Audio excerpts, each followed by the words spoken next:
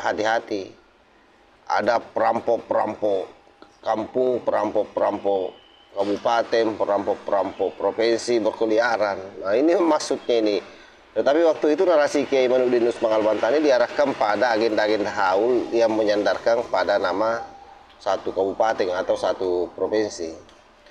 Nah rupanya ini jauh lebih dahsyat lagi karena klaimnya itu sampai Prabu Siliwangi, tongkatnya diserahkan ke dia. Jadi seolah-olah memang bahwa tataran Sunda itu sudah diserahkan kepada habaib. Seluruh daripada tanah Pasundan ini karena Habib keluarga Nabi, karena Habib yang miliki ini tanah. Kemudian saya katakan, ya Abah, saya secara nasab bersambung kepada Sayyidina Ali.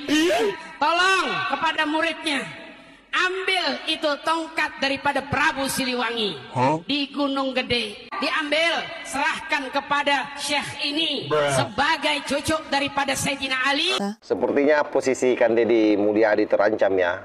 Belum dilantik sudah ada yang mengklaim dia punya provinsi. Bayangkan Habib ini mengklaim bahwa Sunda itu adalah merupakan milik Tarim. Jadi klaim-klaim satu wilayah itu semakin masif dan saya kira ini sudah sangat terencana. Jadi Indonesia ini dibagi-bagi oleh habaib. Ada yang mengklaim Surabaya, ada yang mengklaim Sunda, ternyata juga sudah diklaim ya. Dan ada yang mengklaim secara keseluruhan. Para ulama mengatakan bahwasanya Ahlul Bait Nabi ini dipermisalkan sebagaimana safinahnya Nabi Nuh, kapalnya Nabi Nuh. Barang siapa yang ikut dia selamat, barang siapa yang nggak ikut dia kena tsunami. Ya Pak ya, yang nggak ikut kena tsunami Pak, kayak kemarin nggak ikut kena tsunami. Kalau ikut insya Allah dia selamat. Betul Pak? Betul? Jadi aneh. Kemudian bagaimana habaib ini, keluarga Nabi ini ujian Pak. Ujian kenapa? Mencintai keluarga Nabi ini masuk dalam iman. Dan alhamdulillah Pak, kemarin saya ketemu tokoh Sunda Jawa Barat Pak. Umurnya 151 tahun Pak. Umurnya 151 tahun. Saya ketemu di kaki Gunung Gede Pak. Kemudian si Abah tadi itu membaca tawasul. Kemudian dia membaca tawasul, dia hanya menyebut satu sahabat Nabi Muhammad SAW. Siapa yang disebut? Dia bertawasul kepada Imam Ali karramallahu wajhah. Dia bertawasul kepada Imam Ali bin Abi Thalib. Saya katakan, ya Abah, kenapa nggak disebut Sayyidina Abi Bakar? Kenapa nggak disebut Sayyidina Umar? Kenapa nggak disebut Sayyidina Utsman? Si Abah tadi mengatakan, Ali babul ilm. Sayyidina Ali ini pintu ilmu. Sayyidina Ali ini mantu daripada Nabi Muhammad SAW. Sayyidina Ali keluarga Nabi Muhammad SAW. Walaupun Sayyidina Ali khalifah terakhir, tapi dia punya magam, dia punya kedudukan amat tinggi. Maka kata si Abah tersebut, saya ta'aluk kepada Sayyidina Ali dan saya perintahkan murid-murid saya semuanya untuk ngaji, cari guru yang nasabnya nyambung kepada Sayyidina Ali. Kemudian saya katakan, ya Abah, saya secara nasab bersambung kepada Sayyidina Ali ke-37. Nope.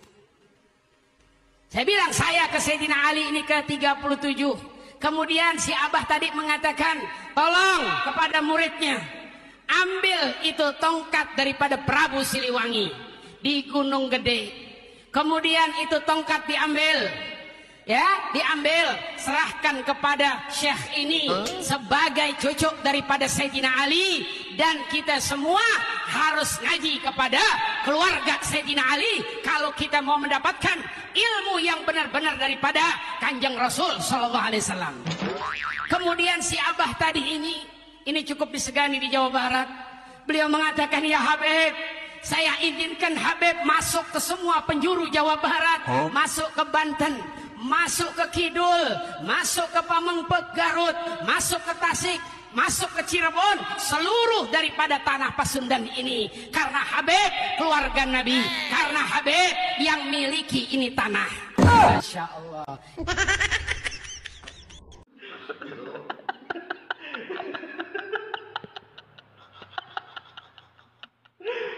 Betapa memang bahayanya para Habib ini, dan saya kira sudah seharusnya negara turun gunung ya mengatasi ini, karena ini sudah bukan lagi hal yang sederhana. Klaim-klaim suatu wilayah itu sebenarnya sudah berupaya mengambil alih negara kita secara geografis, dan sekali lagi menghilangkan harkat dan martabat pemerintah sesungguhnya ini. Jadi dianggapnya pemerintah ini tidak punya kekuatan, sehingga mereka melakukan klaim-klaim yang begitu jahat sampai pada penyerahan tongkat Prabu Siliwangi dibahas-bahas di situ. Dan ini adalah simbol. Jadi penyerahan tongkat ini adalah simbol bahwa tataran Sunda ini sudah diserahkan, karena tongkatnya Prabu Siliwangi itu katanya sudah ada di tangannya, sahabat ya. Wah, ngeri nih. Kalau ini dibiarkan terus-menerus, maka memang Lambak Lawu Indonesia ini akan tinggal nama.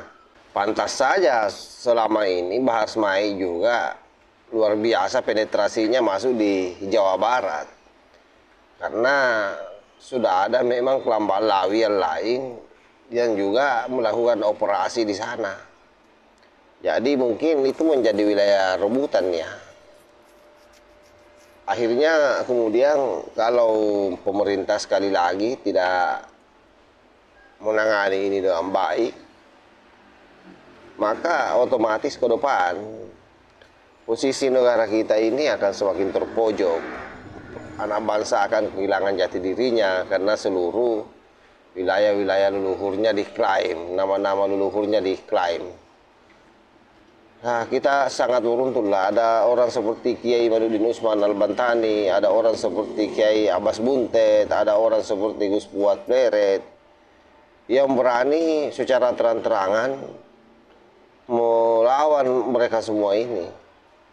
Dan hal ini memang sudah pernah disampaikan oleh Kiai Imanuddin bahwa hati-hati, ada perampok-perampok kampung, perampok-perampok kabupaten, perampok-perampok provinsi berkeliaran. Nah, ini maksudnya ini. Tetapi waktu itu narasi Kiai Imanuddin Usman Al-Bantani diarahkan pada agenda-agenda haul yang menyandarkan pada nama satu kabupaten atau satu provinsi. Nah, rupanya ini jauh lebih dahsyat lagi, karena klaimnya itu sampai Prabu Siliwangi tongkatnya diserahkan ke dia.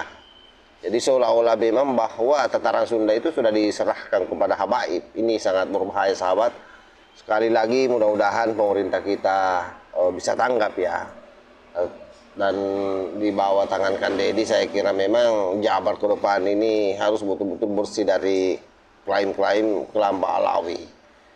Yang pasti cerdaskan terus masyarakat, sampaikan pesan-pesan leluhur kita, dan bertegas bahwa mereka bukan cucu Rasulullah yang harus selalu dihormati, yang harus selalu dihargai, yang harus selalu ditempatkan pada posisi yang tinggi.